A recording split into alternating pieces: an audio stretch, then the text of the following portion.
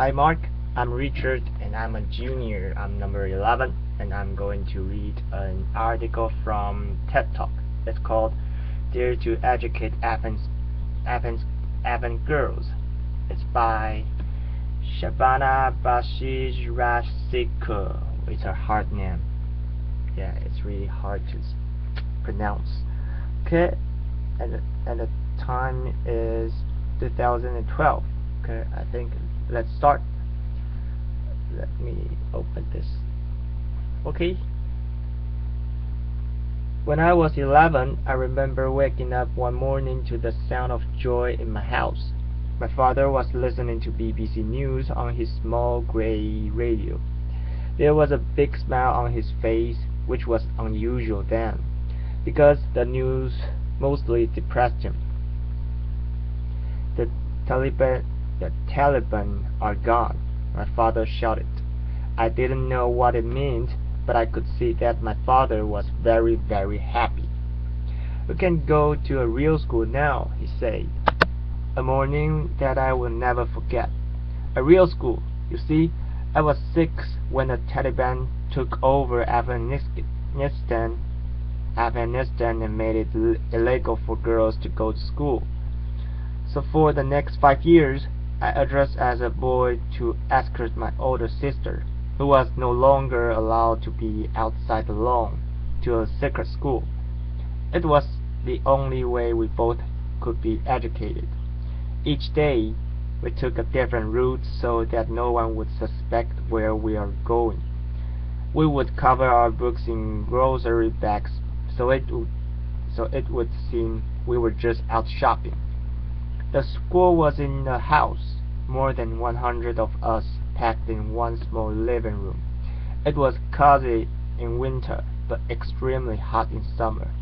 We all knew we were risking our lives, the teacher, the students, and our parents. From time to time, the school would suddenly be cancelled for a week because Taliban were suspicious. We always wondered what they knew about us.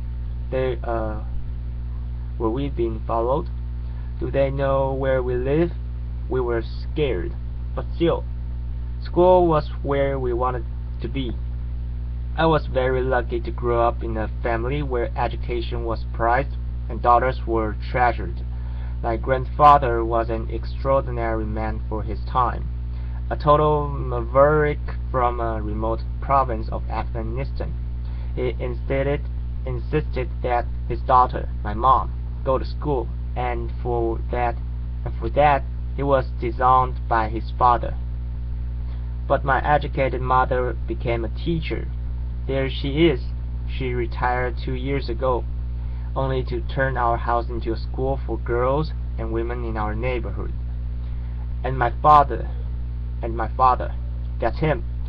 He was the first ever in his family to receive an education. There was no question that his children would receive an education, including his daughters, despite the Taliban, despite the risks. To him, there was great risk in not educating his children. During Taliban years, I remember there were times I would get so frustrated by our life and always being scared and not seeing a future. I would want to quit, but my father, he would say, listen, my daughter, you can lose everything you own in your life. Your money can be stolen. You can be forced to leave your home during a war. But the one thing that will always remain with you is what is here. And if we have to sell our blood to pay your school fees, we will. So, do you still not want to continue? Today I am 22. I was raised in a country that has been destroyed by decades of war. Fewer than 6% of women my age have made it beyond high school, and had my family not been so committed to my education, I would be one of them. Instead, I stand here a proud graduate of Middlebury College. When I returned to Afghanistan, my grandfather, the one exiled from his home for daring to educate his daughters, was among the first to congratulate me. Congratulate me. He not only brags about my college degree, but also that I was the first woman, and that I'm the first woman to drive him through the streets of Kabul. My family my family believes in me.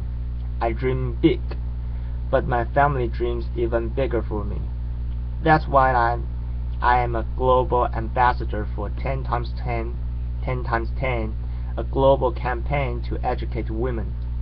That's why I confounded SOLA, the first and perhaps only boarding school for girls in Afghanistan, a country where it's still risky for girls to go to school. The exciting thing is that I see students at my school with ambition grabbing at opportunity, and I see their parents and their fathers who, like my own, advocate for them, despite and even in the face of daunting opposition. Like Ahmed, that's not his real name, and I cannot show you his face, but Ahmed is the father of one of my students. Less than a month ago, he and his daughter were on their way from Sola to their village, and they literally missed being killed by a roadside bomb by minutes. As he arrived home, the phone rang, a voice warning him that if he sent his daughter back to school, they would try it again. "Kill me now if you wish," he said, "but I will not ruin my daughter's future because of your old and backward ideas." What I have come to realize about Afghanistan, and this is something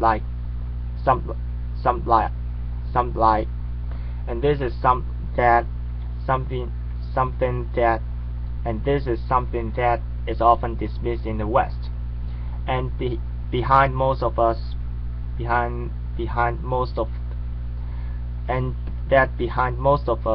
who succeed is a father who recognizes the value in his daughter and who sees that her success is his success.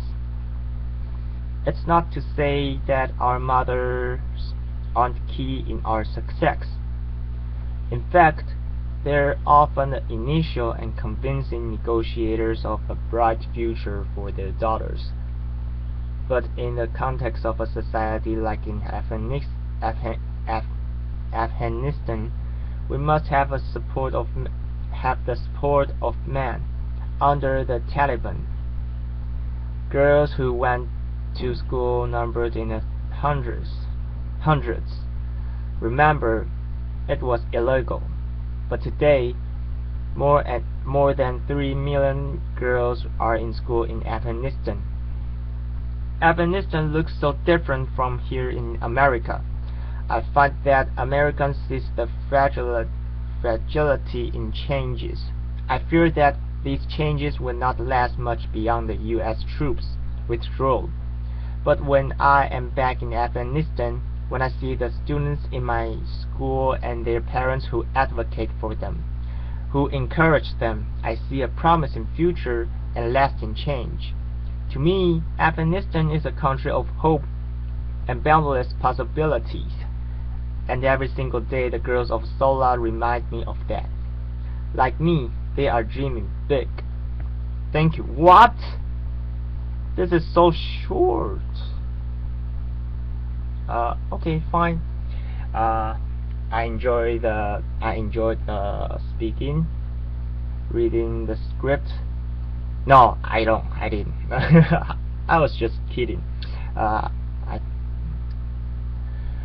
I think of that because I felt about that because I wasn't doing very well, and I'm a junior now. 3 years have passed, and I still feeling not getting anything. My speaking is so poor. poor. I don't know what to do. I don't know. Goodbye, Mark.